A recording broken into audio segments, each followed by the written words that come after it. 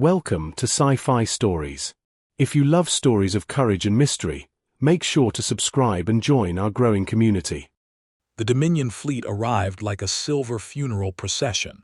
Perfect lines, perfect spacing, shields humming like a choir that had never known defeat. High Executor Vale stood on the bridge of the dreadnought Oblivion's spear, watching Earth rotate beneath him.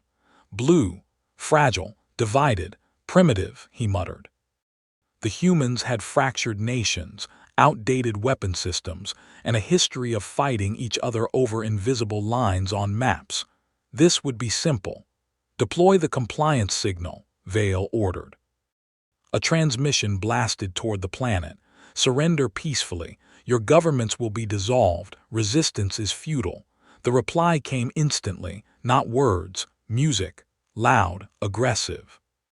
Rhythmic percussion that pounded through Dominion audio filters like a mechanical heartbeat. It was chaotic. It was defiant. Vale frowned. Then the sensors screamed. Multiple launches detected. Military vessels, Vale asked calmly. The tactical officer hesitated. No, Executor, they are cargo freighters, mining rigs. Orbital construction platforms. The main screen filled with objects rising from Earth's shadow. They weren't in formation. They weren't symmetrical. They were accelerating. Straight toward the Dominion fleet. Open fire. The Dominion's plasma cannons lit space like a dying star. Precision beams sliced through several incoming ships, but the rest didn't break. They didn't scatter, they kept coming. Impact in 5 seconds. The first collision hit like a god's hammer. Not an energy discharge, not an elegant explosion. Solid steel.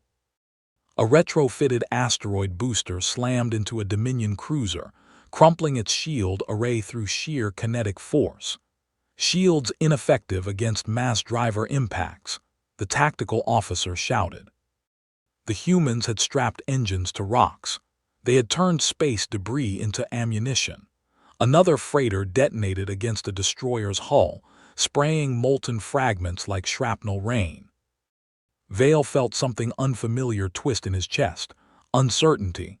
Then came the second wave. Smaller ships, fast.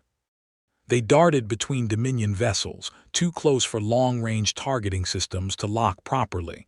Boarding pods detected. They are firing themselves at us, someone whispered.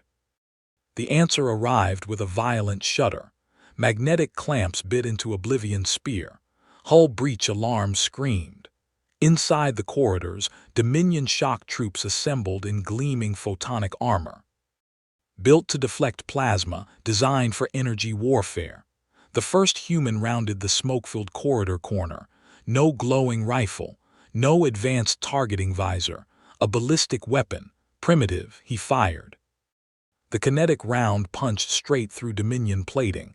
Another shot, another soldier down. They are using chemical propellants, the security chief yelled. In an age of antimatter, the humans had chosen gunpowder, because it worked. The music intensified over the ship's internal systems. The humans had hacked the comm network, drums, electric distortion. A relentless tempo that turned the sterile warship into a battlefield pulse. It wasn't just noise. It was psychological artillery. Dominion targeting algorithms struggled with the erratic human movement. They slid across floors with magnetic boots, grappling hooks snapping to ceiling rails, advancing without hesitation. They didn't wait for optimal firing solutions. They advanced, always forward. A Dominion trooper tried to retreat. A human simply charged him. No fear, no pause, just momentum. Vale watched the internal feeds in disbelief. These are civilians, the analyst whispered. Miners, engineers, mechanics. Not soldiers, but they fought like survival itself had taken physical form. Reactor shielding compromised. The humans had brought shaped charges.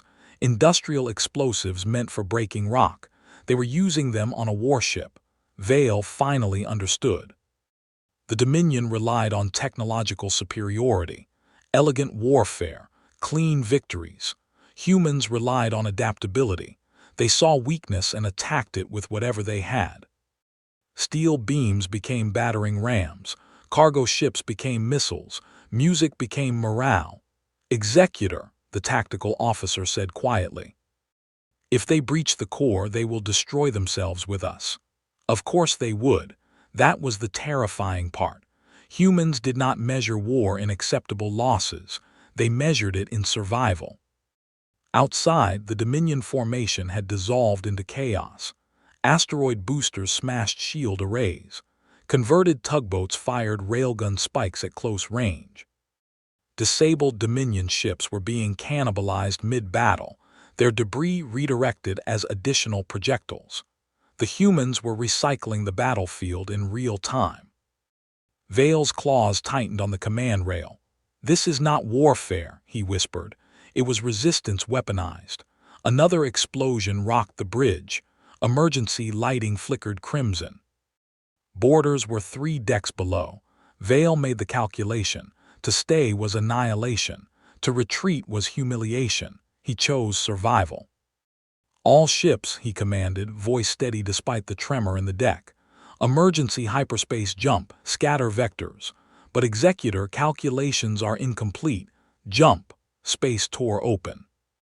The battered remnants of the Dominion fleet vanished into hyperspace, leaving behind drifting wreckage and a swarm of human vessels still accelerating through debris. Silence returned to the bridge. Smoke hung in the air. Half the crew was gone. Vale stared at Earth shrinking on the tactical display, a blue world divided, primitive, victorious. A final transmission pierced through before the jump window closed. Not music this time. A single human voice. Calm. "You should have stayed home." Days later, in the Galactic Council chambers, the news spread like wildfire. The Dominion had retreated from a pre-FTL world. An elder delegate summarized it perfectly. They looked at humanity and saw farmers. They forgot that farmers know how to use tools, and when tools fail, humans improvise. The Dominion would never return to that system, because beneath Earth's fragile surface lived a species that turned scrap into strategy, chaos into coordination, and survival into a weapon.